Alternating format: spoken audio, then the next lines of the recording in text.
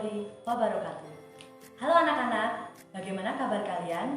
Semoga kalian selalu sehat dan tetap semangat belajar ya. Pada kesempatan kali ini, senang sekali saya, Ibu Yuni, akan menemani kalian belajar tentang cara menjaga kesehatan alat reproduksi dan penyakit yang timbul akibat tidak menjaga kesehatan alat reproduksi.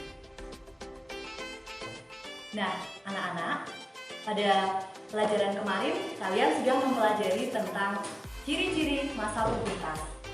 Coba, kalian tentu masih ingat apa saja ciri-ciri masa pubertas pada laki-laki dan perempuan. Yuk, kita ulas sedikit tentang ciri-ciri masa pubertas.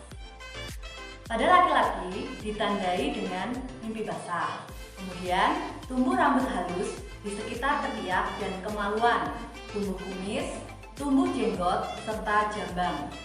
Suara menjadi lebih berat, dada menjadi bidang, dan tumbuh capul. Sedangkan pada perempuan ditandai dengan menstruasi, tumbuh rambut halus di sekitar ketiak dan kemaluan, suara menjadi melengking, payudara membesar, dan pinggul melebar. Nah, anak-anak, Bu Guru mau bertanya, pernahkah kalian mengalami rasa nyeri saat ingin buang air kecil? Atau mungkin urin kalian berwarna gelap, keruh, bahkan berdarah? Nah, gejala-gejala yang Bu Guru sebutkan tadi merupakan salah satu infeksi bakteri yang menyebabkan infeksi saluran kencing. Hal ini disebabkan karena kita kurang menjaga kesehatan alat reproduksi kita. Lalu, penyakit apa saja yang dapat menyerang kita jika kita tidak menjaga organ reproduksi kita? Yuk, kita belajar bersama. Yang pertama adalah infeksi saluran kencing. Gejalanya, nyeri saat buang air kecil, sering buang air kecil tetapi urin sedikit, terdapat darah dalam urin. Nah, penyakit ini disebabkan oleh bakteri E. coli yang masuk ke saluran uretra. Yang kedua adalah kandidiasis. Gejalanya, terjadi gatal-gatal di lipatan kulit seperti ketiak, selangkangan, sela jari, atau bawah payudara. Penyakit ini disebabkan oleh infeksi jamur Candida albicans. Penyakit yang ketiga, uretritis. Gejalanya adalah muncul bau tidak sedap, kulit gatal, memar, dan perih. Disebabkan oleh bakteri pada lapisan uretra. Yang keempat, keputihan abnormal. Gejalanya, keluar lendir berlebihan, perubahan warna dan kekentalan, serta berbau, disebabkan oleh infeksi bakteri, virus, atau jamur. Selanjutnya adalah kanker rahim. Gejalanya, perdarahan di luar haid atau menstruasi, keputihan, berbau dan gatal, nyeri panggul, nyeri saat buang air kecil. Penyakit ini disebabkan oleh Human Papilloma Virus atau HPV, keturunan, terapi penggantian hormon atau KB, konsumsi lemak hewani yang berlebihan. Yang terakhir adalah kanker prostat. Gejalanya terjadi gangguan saat buang air kecil. Penyebabnya obesitas, pola makan kurang sehat, dan keturunan. Nah, anak-anak, ini dia gambar dari bakteri E. coli yang menyebabkan infeksi pada saluran kencing. Nah, anak-anak, tentu kalian sekarang sudah tahu apa saja tadi penyakit yang menyerang organ reproduksi kita jika kita tidak menjaga kesehatan alat reproduksi kita dengan baik. Lalu, apa saja yang dapat kita lakukan supaya kita terhindar dari penyakit-penyakit tersebut? Yuk, kita belajar bersama. Yang pertama, kita harus rajin mencuci tangan sebelum dan sesudah buang. Tangan yang kotor mengandung banyak kuman dan penyakit. supaya tidak tersebar ke organ reproduksi kita, sebaiknya cucilah tangan kalian terlebih dahulu sebelum buang air besar maupun air kecil.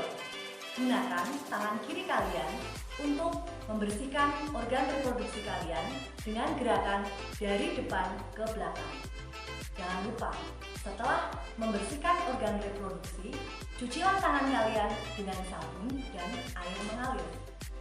Cara kedua adalah gunakan handuk atau tisu. Selesai membersihkan organ reproduksi, sebaiknya lap bagian organ reproduksi kita menggunakan handuk atau tisu supaya tidak lembab dan tumbuh jamur. Yang ketiga, gunakan pakaian yang bersih dan higienis. Gunakan pakaian yang terbuat dari bahan katun supaya mudah menyerap keringat.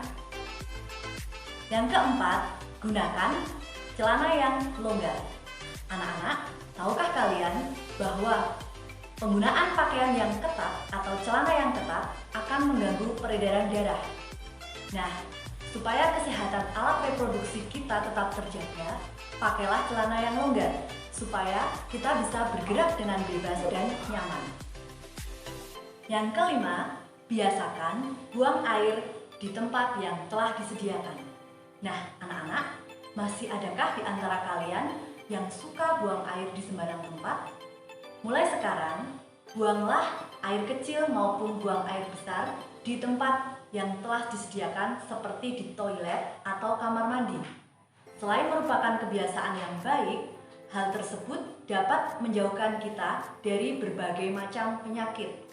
Jika harus menggunakan toilet umum, siramlah terlebih dahulu supaya kuman dan sarang penyakit dapat terhindar dari toilet umum tersebut.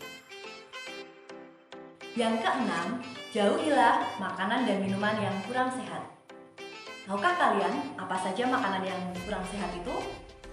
Ya, makanan yang kurang sehat salah satunya adalah junk food atau makanan cepat saji. Kemudian, minuman yang kurang sehat adalah minuman bersoda. Perbanyaklah makan makanan yang bergizi, sayur, dan buah-buahan. Yang terakhir, rajinlah berolahraga. Kalian bisa berolahraga seperti berenang, berlari, atau bersepeda. Khusus untuk remaja putri, apabila kalian sedang mengalami menstruasi atau haid, maka gunakan pembalut yang lembut. Seringlah mengganti pembalut kalian jika sudah terasa lembab, minimal 4 kali dalam 1 hari.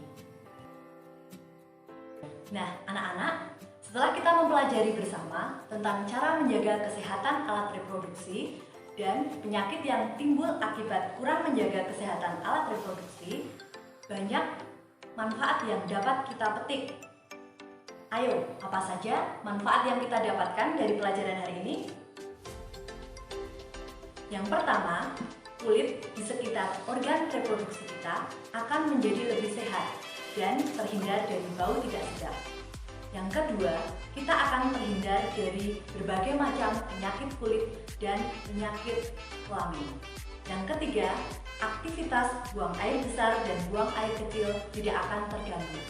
Dan yang terakhir, aktivitas kita akan menjadi lebih nyaman.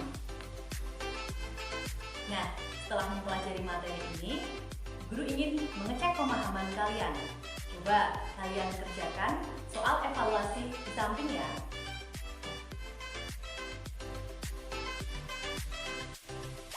Anak-anak, bagaimana perasaan kalian setelah mempelajari materi ini? Tentu kalian senang bukan? Banyak manfaatnya. Salah satunya kita mengetahui apa saja cara menjaga kesehatan alat reproduksi kita dan penyakit apa saja yang menyerang alat reproduksi kita. Mulai sekarang, biasakan hidup sehat dan tetap bersyukur atas anugerah yang Tuhan berikan kepada kita. Salah satunya dengan menjaga organ reproduksi kita. Sampai jumpa di lain kesempatan ya. Ingat selalu pesan ibu, 3M. Mencuci tangan, memakai masker, dan menghindari kerumunan. Wassalamualaikum Wassalamualaikum warahmatullahi wabarakatuh.